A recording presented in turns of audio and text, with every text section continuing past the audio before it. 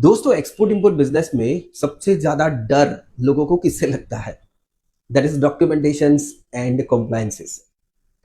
बहुत सारे बिगिनर्स यही सोचते हैं कि पेपर वर्क बहुत ज्यादा कॉम्प्लिकेटेड है, लेकिन सच ये है कि अगर आपको सही सिस्टम पता हो और सही गाइडेंस मिल जाए तो ये प्रोसेस बहुत आसान, सिंपल सा हो सकता है। एक्सपोर्ट इंपोर्ट के लिए जरूरी डॉक्यूमेंट्स को हम लोग दो कैटेगरी में डिवाइड कर सकते हैं।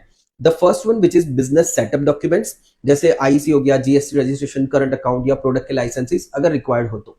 और दूसरा होता है शिपमेंट के डॉक्यूमेंट्स, जैसे कि commercial invoice, packing list, bill of lading, certificate of origin या फिर इंश्योरेंस के डॉक्यूमेंट्स एक्सेट्रा।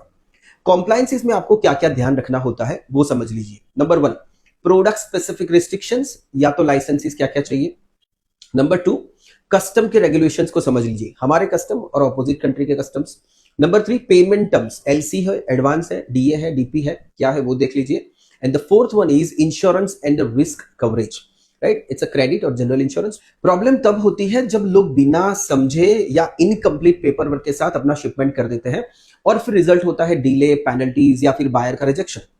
यही रीजन है कि आईली में हम लोग आपको स्टेप बाय स्टेप सिखाते हैं कौन सा डॉक्यूमेंट कब चाहिए, कैसे बनाना है और कॉम्प्लायंसेस मिस्टेक्स को कैसे अवॉइड करना है। याद रखिए, सही डॉक्यूमेंटेशन का मतलब है स्मूथ शिपमेंट और secured payment.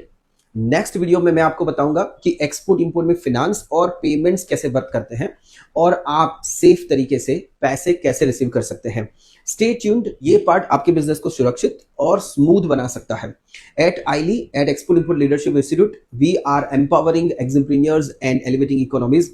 Let's come together. Let's lead the world trade together, step by step, country by country.